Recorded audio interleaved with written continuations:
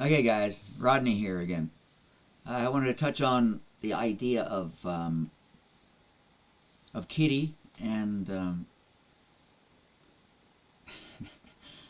anyway, the idea of what meditative process or clearing the mind of all the chatter and splatter and programs and everything that are running around in your head or my head or whatever, pretty much all the time.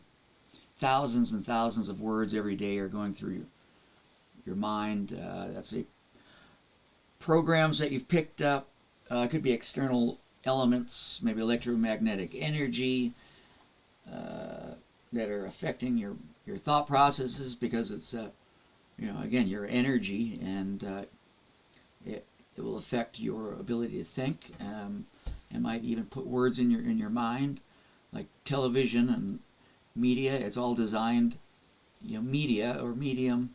It's a way to project an idea into the receiving party. It's manipulation. It's all manipulation, and it's even defined by that in the patents that they've filed for television and everything related to it. Uh, Tell lie vision, lie. That's what it is. All lies. Entertainment. That's all it is. So I just kind of give you this idea of what I'm talking about, and this will be in the book in more detail. It's a little blurry there, but I think you can get it. So we have this dude here. You can see him right there, and we have like this little bubble above that. I'll put it over here. The lighting sucks, but anyway, let me get this positioned right. So we have little dude here. This is his mind. That is, it's empty because he's meditating. Now there are different ways to meditate. The goal is to just clear the mind. So it's just like there's an emptiness. But in fact, when you reach that stage of emptiness, you're actually connecting to the source. Now that's for deep breathing and other techniques. You could focus on listening to natural sounds outside, like birds and crickets and whatever's gibbering away, to help reach that state of emptiness, or let's say the lack of words in your mind. You want to get away from naming things. Like let's say you're driving down the road and you're looking out. You're going, oh, that's a tree. Oh, that's a truck. Oh, that's a blah blah blah. You want to get away from that and just like, it is what it is. Keep the language out. Language is manipulative. It's definitive. It's demeaning. It's putting all these false things, these constructs, onto something that is whole, perfect, and complete, natural.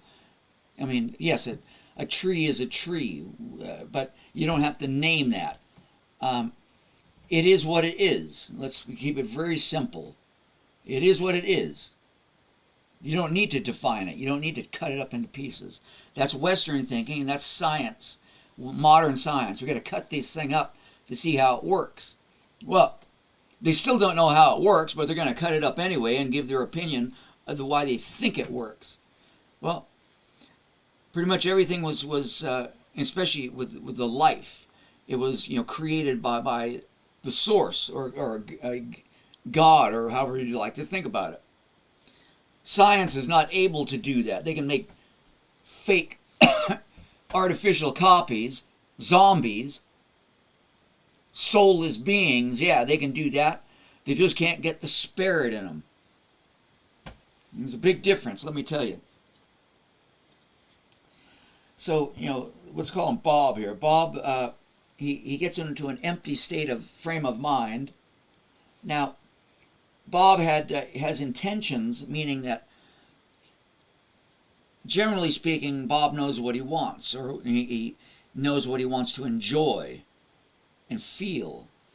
So that will go in his, let's say, his message. So he's going to radiate or illuminate. Let me see that. Radiate, illuminate these ideas. So that it goes out into the ether. The ether, yeah. So we can see, like, here's his energy field. It's going to go spread around. Whatever Bob is thinking or not thinking is affecting the environment. It's like when you walk into a room, when someone walks into a room, if they're a lively person, you'll notice it. If they're silently, moving along, you probably won't notice it because their aura or their energy just isn't there. I can usually spark up a room pretty well. Let me tell you. Anyway, or I can be a stealth. I can fly in and no one knows I'm there. All depends on how I want to think about it. So anyway, he's sending and receiving he's sending out his messages and receiving information from that. Maybe it's not then. It might be an hour later, 2 hours later. It might be in a dream or whatever. But it will eventually come back. Now you just have to know what that is and what it was, and make sure you make note of it. Oh yeah, this was that piece. That was that piece, and it starts to form. You start to manifest that reality. And I know from experience that what you seek, you will get. How you manage that's the way you do that. Through meditation or repetition or whatever, you're gonna get what you get.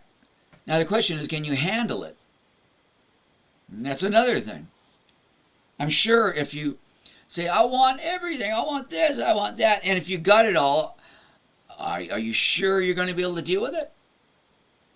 What I would say is that most people, they're out there thinking, oh, I want to be, Bill Gates and all these other things.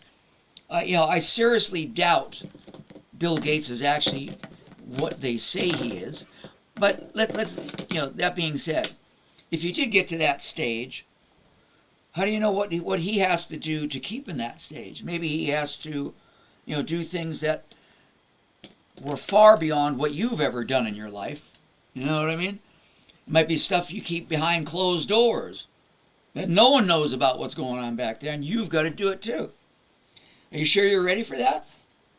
I know some people are. They're satanic and evil. They would probably get on with that. But it might be even worse than they even imagined. So overwhelming that it will make you wither away. You basically die or kill yourself or something.